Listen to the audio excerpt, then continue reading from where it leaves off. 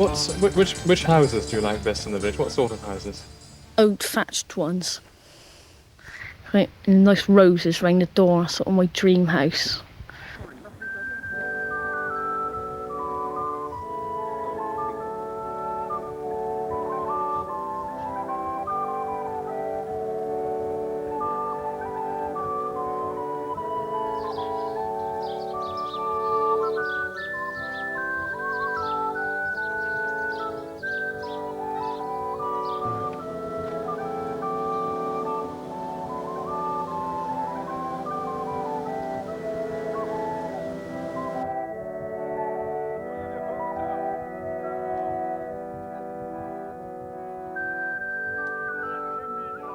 Well, I was told it was the oldest house in the village. Whether that's true or not, I don't know. I should think it probably is one of the oldest, if not the oldest. How do you feel about how old country houses should be treated? Oh, I think they should be treated very well. How do you mean exactly? In what? Well, I mean, some people might perhaps object to places being tarted up or changed radically. Oh, I can't bear that. But if it's a scheduled building, I don't think you have to get permission to do all sorts of things. You can't just decide you'll have French windows or something like that, and without permission, that is. Do you feel that that sort of care should be confined just to scheduled buildings, or is there a case for others, perhaps? Well, I think yes. I think there is a case for others. I think that all old houses ought to be kept as much as possible, as they were.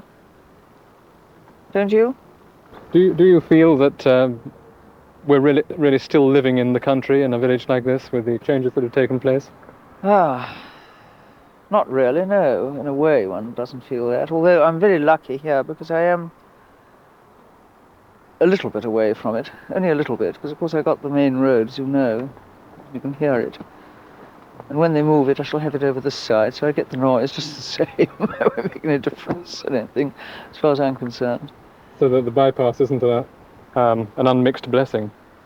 It's a mixed blessing, as far as I'm concerned.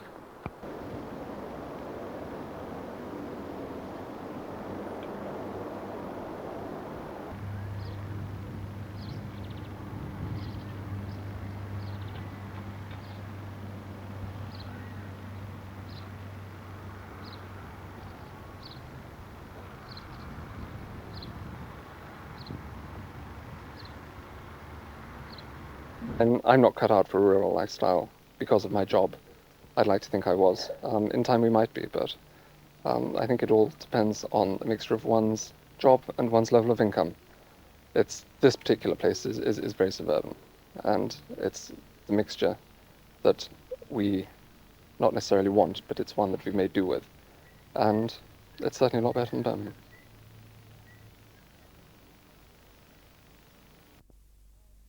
Just because we're a little small modern estate, it's far from being suburban.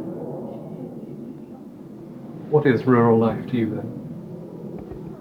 Now it's everything. I didn't know how I would get on when I first moved from Wickford to here. We did originally think of living in a little cottage 2 miles to the nearest neighbour, that sort of thing. But I was then very worried about how my children would react to that. So that's why we decided on this sort of environment. And I wouldn't change it for the world. You've got a mixture of everything. You have got a neighbour that you can call on in an emergency. You have got friends which you can make from your immediate estate, but I think majority of us have made friends from the whole of the village. You've been here, haven't you, more or less since these houses were built, about 9 years, I think. We've been here 9 years in August. How many of the other original occupants still remain? Oh, I would say... 4. 4? Yes, I would say 4, yes. 4 that I can think of. So, what in fact do you think is your impression of the reason why they've left, why there's been such a turnover of people? Well, I think a lot of it is that people have moved away to be nearer their families. That's what I've been told by a few of the ones that have left. And others, it's a case of their work, getting nearer their work. Some some of the men round here have been made redundant, and then they've found work further away, and consequently they've moved nearer their work, so the houses have become empty in that way. It's an unusual place. It's friendlier than I thought it would be. I think everyone's very conscious of living on an estate, and there's an atmosphere of, it's not forced friendliness, but everyone's fairly friendly. What do you think of the impact of the new estates on the village as a whole, on the rest of the village? I shall make myself very unpopular. I think that this particular estate, as a piece of architecture, is appalling. If they wanted to build new houses, I'm sorry that they chose to do it on the side of a hill up here. I would have thought it would make it, as a piece of planning, very unpopular with the rest of the village. I don't like it at all as a piece of planning. What strikes you about as being the biggest changes in Bourton since you've been here? Oh, the housing development. Do you welcome it? I don't welcome it, and I mean, you've got to accept the fact, isn't it? You know, it's coming, and there you are. As long as everybody sort of mixes in together, help the village, all right. A lot of new building goes on, speculation and so on. Sometimes people seem to fill in every gap in the street. Do you like to see things being built over all the time? Not too much, no. Don't. What would you rather see? Well, when you say what I'd rather see, I mean, if people want to build a house, all right, providing it's close to the road or something. I don't like to see all this land being built on.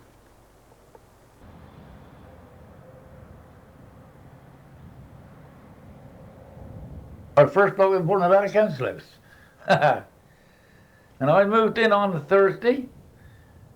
The manager of the High come in the moulding shop where I was just before dinner. He said, "You're one of the lucky ones." Oh, I said, "That's the first time I ever had any luck. What is it?" He said, "I got a key in the office for you. Number 4, council house." Right. And I said, "I won't be in this afternoon." He said, "That's all right. What are you going to do?" I said, "Move my furniture from the Red..." I was in the Red Lion from when I got married, June, till November. And I was out there Thursday, slept there Thursday night. And then there was a woman, her husband was in the Navy, Mrs. Huxter. She come in on a Friday, and a bloke come down from Pennsylvania on a Saturday.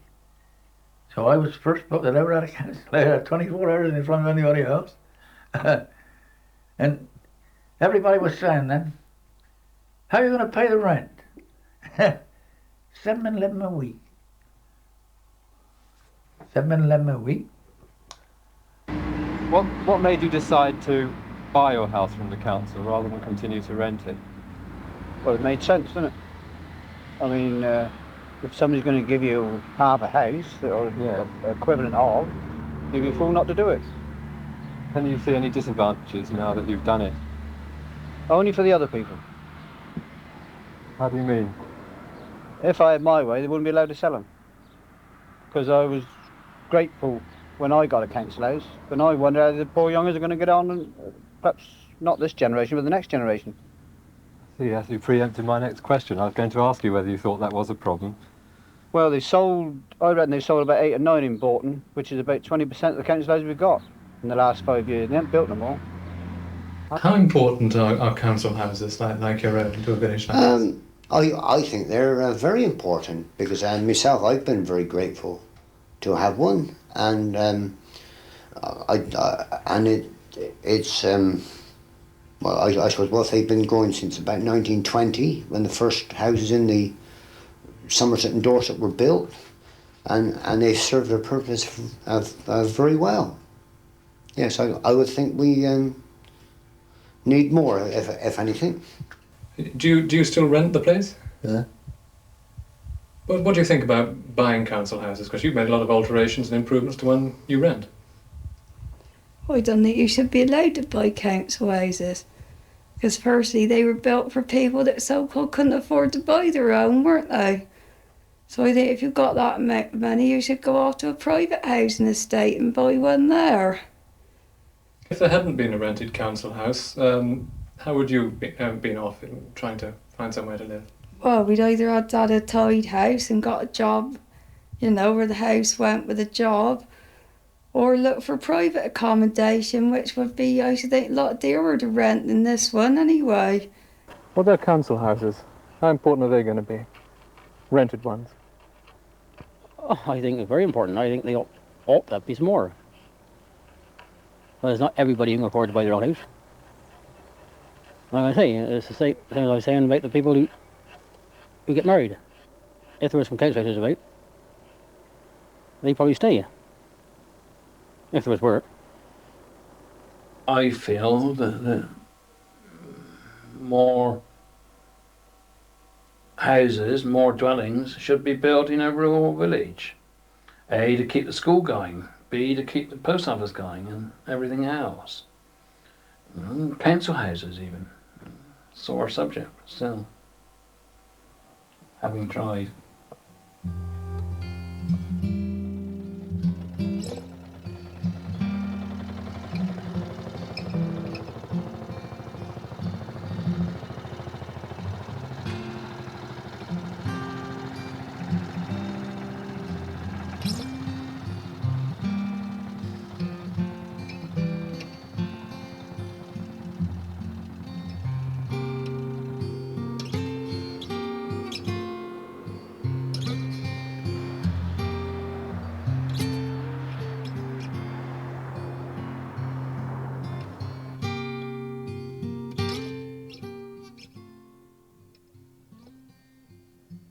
What sort of social life can you get in a village like this, I suppose? Now, that's something I couldn't tell you. I've no idea.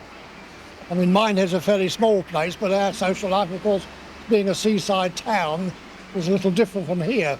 But I would imagine they have whist drives and bingo and whatnot and so forth, I would imagine, from what I can see. And, of course, pub life. There's plenty of pubs all around this area, which are very nice. Very close social life, very cliquey, very friendly. What do you think we do for our social life around here? I wouldn't have any idea.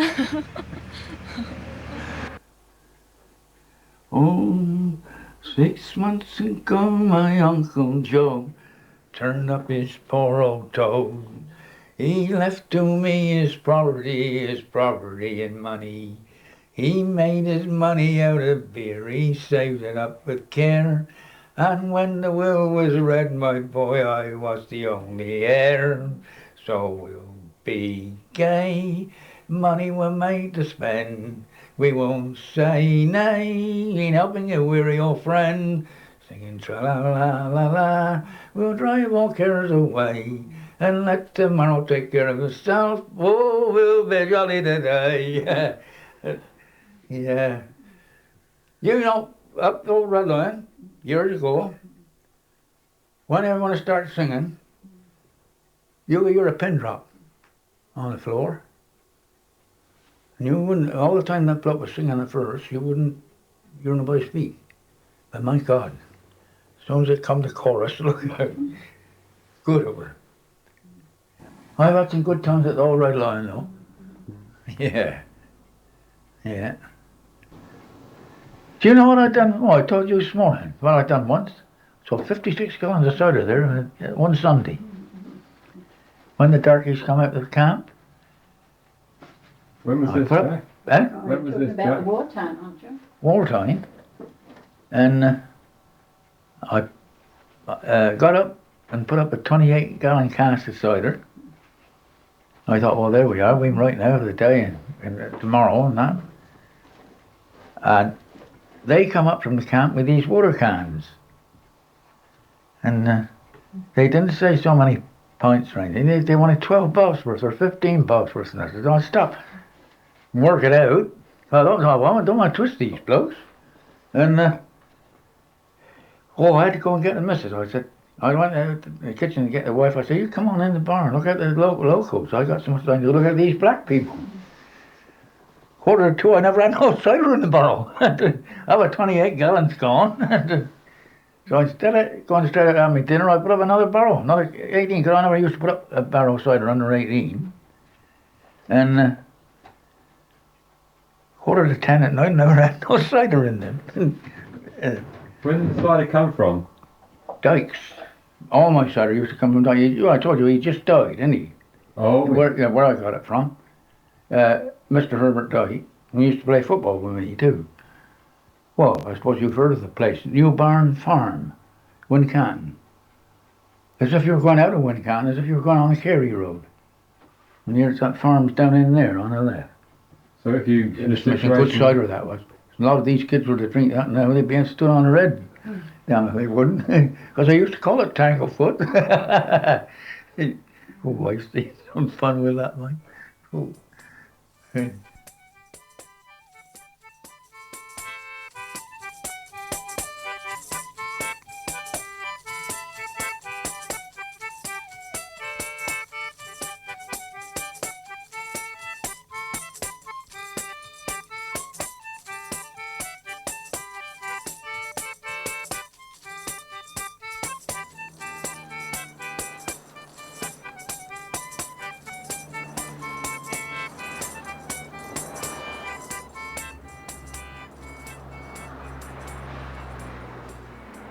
Well, you had to make your well, you had to make your own fun, especially after the men's club finished up.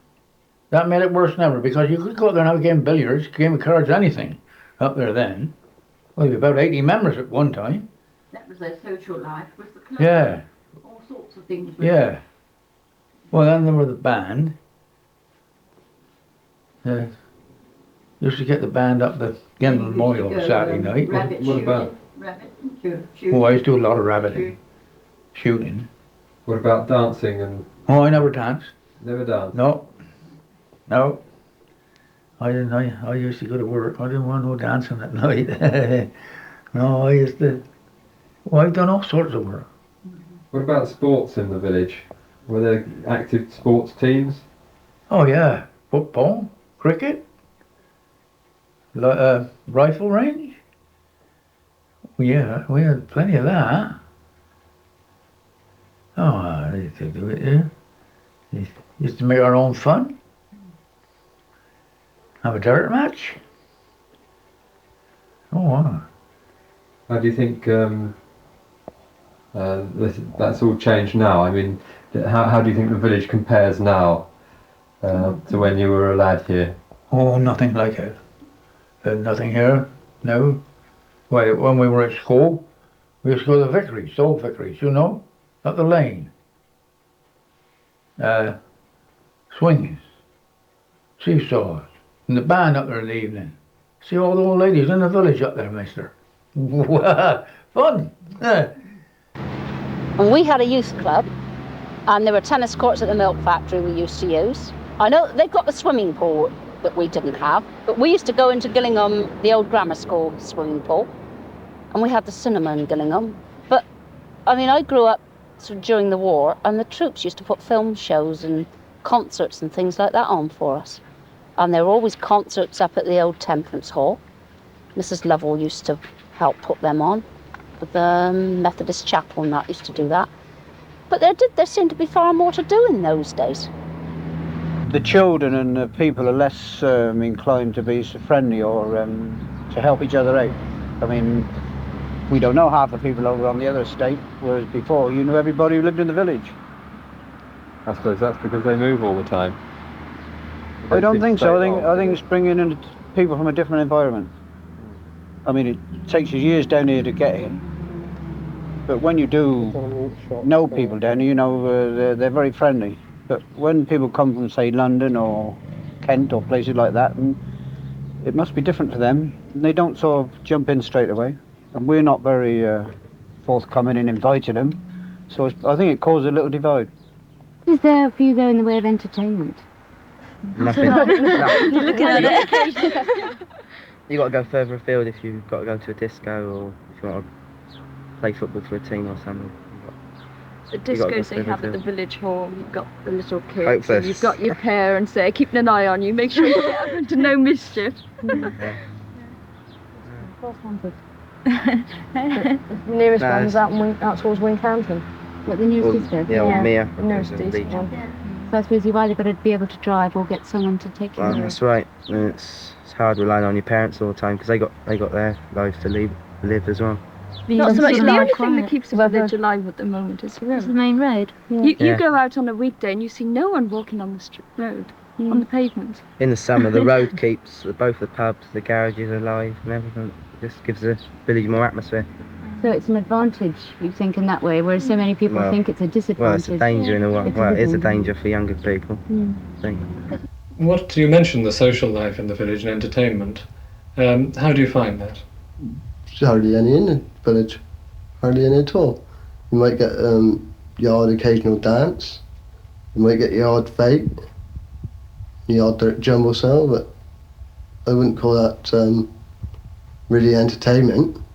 Nothing on a regular basis. There's nothing on a regular basis, you know, like discos and that. What sort of thing would you like to see? I mean, for Well, your age group as much as anything. I would like to see a few more discos go on in the village. Or dance. Or some, or perhaps different alternate things. Once a month at least, or once a fortnight, they could have a dance. Perhaps have some different band or group or disco each time, so it was varied for all ages and taste, etc. I'd like to see a few more things, you know, come up for the kids, you know, things at the village hall there. They use it a bit more, like doing badminton and youth clubs and you know, trips like that sort of thing, you know. Or skiing perhaps for the summer holidays when the children are on holiday. Because I mean, there's absolutely nothing in the 6 weeks that they're on holiday. Nothing to do at all except walk about and get bored. But you're not talking from a position of ignorance, are you? Because you run the Scouts, I think. Yeah, we run the Scouts. Now, we try to do our best in that. What sort of things do you do with the Scouts? Pioneering. Camping. Mapping. Hiking. What's it like on camp? Oh, it's ace fun. But the best bit is when you go out hiking. Because really we were supposed to do 10 miles, but to miss out all the boggy bits, we made it 14. And so we took us 6 hours to from 11, 11:30, right up till 5:45 we got home. Well, back to the campsite anyway. What sort of things do you find to do around Bourton normally? All we do is just go out in the field over, as you can see from here, with our bow and arrows and knives and catapults and just fire about at birds and put up targets and that. I've been on there a few days now. Use it, look back last night.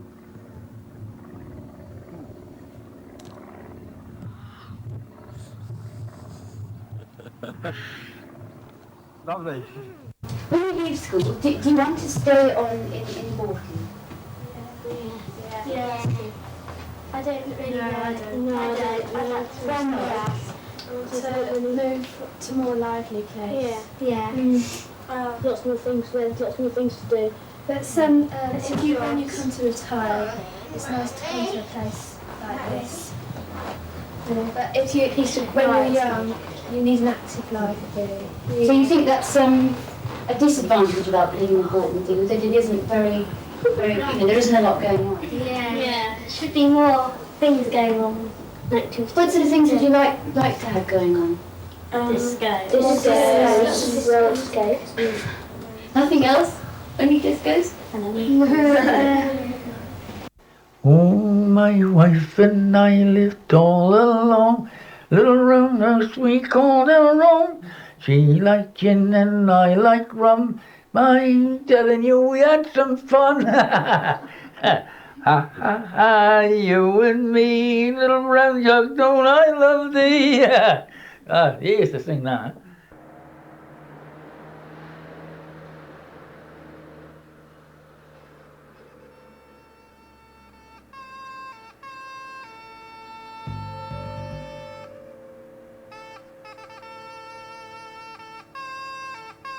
What do you all think of the future of Bourton? What do you think the future of Bourton might be? Where's it going to go? What's going to happen to it? Do you have any vision of what Bourton might be like in future years? Can you foresee any changes?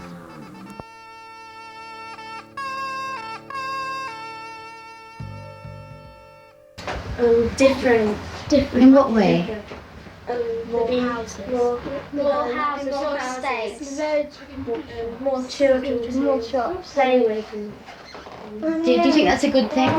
Yeah. Get more people your own age. It's becoming a village for retired people. Yeah. I don't think there is a future. Well, especially if the factory closes, which they keep talking about. That's all that sort of keeps the village ticking over. But I can't see a future if it goes on the way it is now. And if they don't rebuild the school, I think that will be an end to it. How do you feel, Ken? Well, I don't think there's much future here either, but I don't know. I should like to. I'd like to see it as it is. I don't think I want it altered in any way.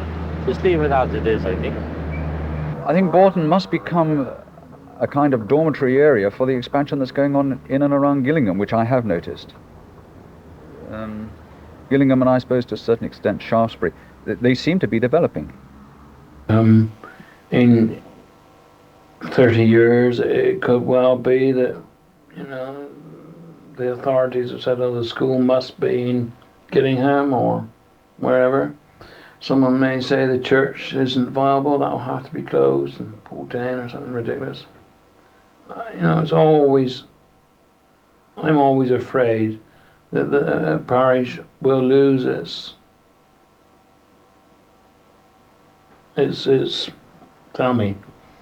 identity. Once the bypass comes through here, it's going to be a very quiet village, but I mean, we want the bypass badly because the summer traffic here on the weekends is dreadful, really dreadful. And so we need that bypass, but I think it'll make the village quiet, very quiet. If they build the bypass, I think Bourton will get a lot bigger. Because I can see all the land between the bypass and the village being built on then. How do you feel about that? I think it's something that you'll have to accept. Because the piece of land between the bypass and the actual village to the actual owners of the land won't be any good to them. It's farmland because the road will be in the way. And I think that's what happened to it. I think if a bypass comes, there will be more building in the village. Is that good or bad? Depends to what extent the building happens and where. Yeah, because there are quite a lot of houses just sort of shooting up all over the place, aren't there? There are, yes. I think it's a shame. Well, people got to live somewhere. Well, how do you feel about the bypass? Well, it's going to cut this farm in half. It'd be a shame, wouldn't it? It would.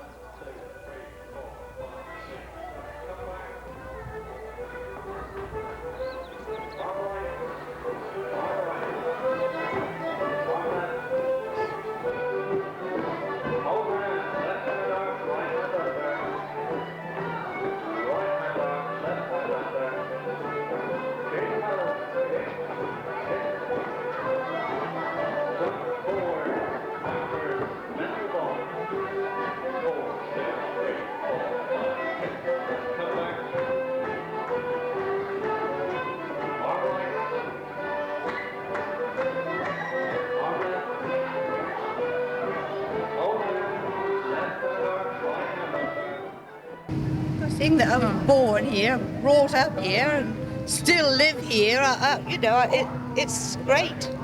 Great.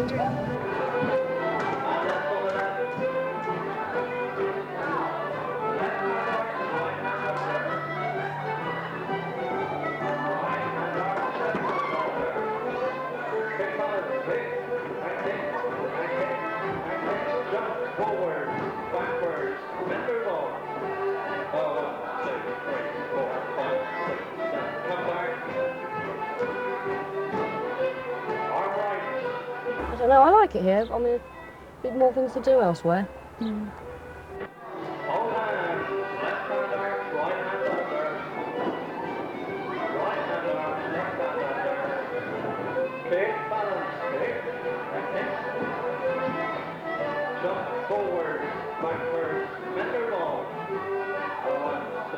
So I really wouldn't want to go back to where I was brought up, because I wouldn't know anybody. So really, Bourton's home to me now.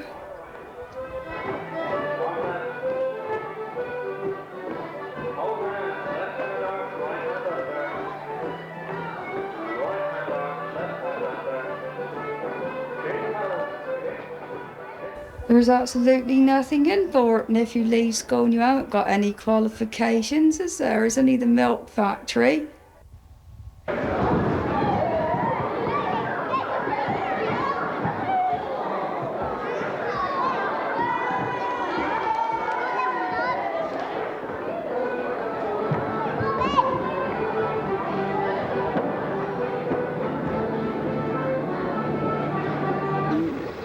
It's a village to live in rather than a village to visit.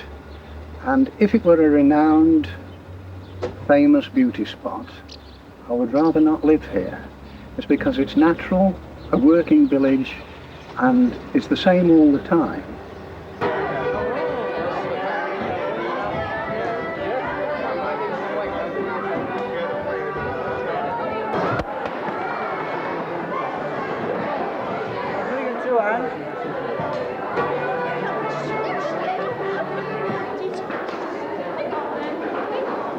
There's not a lot to offer really, not for the younger generation. Got to go further afield to do anything.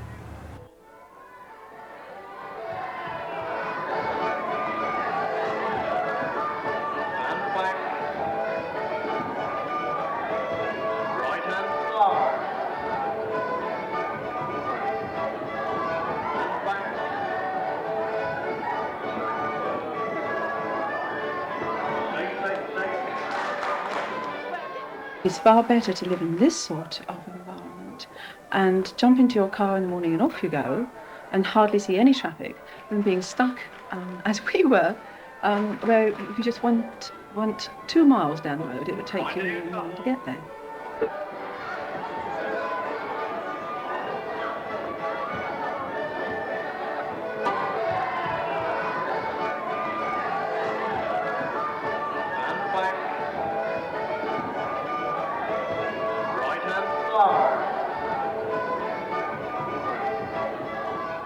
Describe Bourton?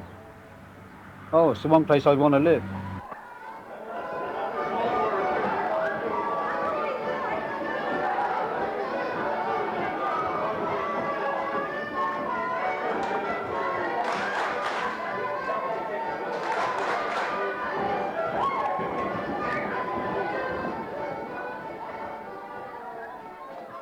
Well, it really don't make no difference, though, because so long as I got my bit washer, like, I don't bother about anything else.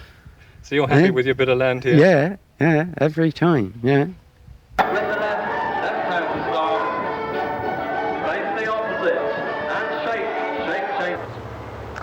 Well, when I look at the television and see the troubles in some towns, it's a lot better in some of those places.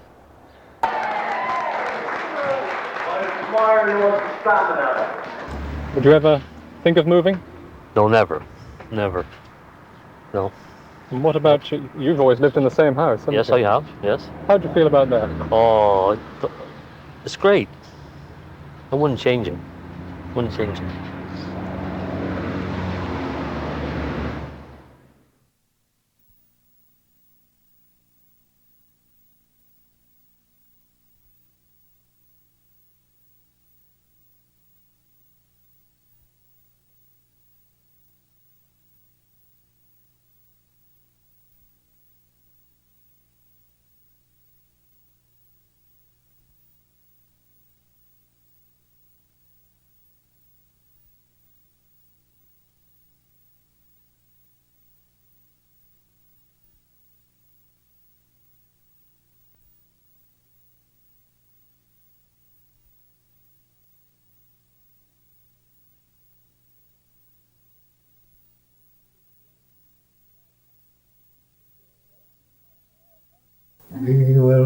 go a-hunting today.